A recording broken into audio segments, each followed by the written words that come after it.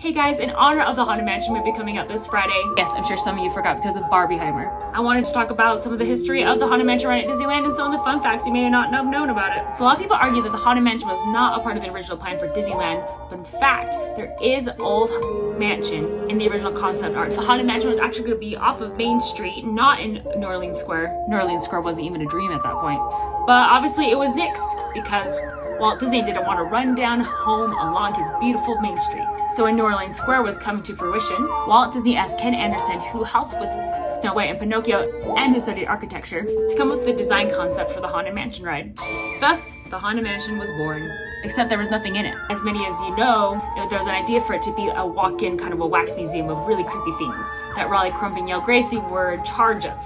Unfortunately, Walt Disney died before the Haunted Mansion was completed, and Raleigh and Yale Gracie were taken off of the project.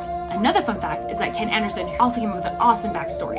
That video you can find somewhere down in the videos. But this story would have allowed for Pirates of the Caribbean and the Haunted Mansion to kind of be intertwined together, because the Haunted Mansion would have been owned by a pirate named Captain Blood. And one of his crew members would have been the old man sitting in the bayou at the beginning of the Pirates of the Caribbean ride, and the rest of that ride would have been his memories of pirating with Captain Blood.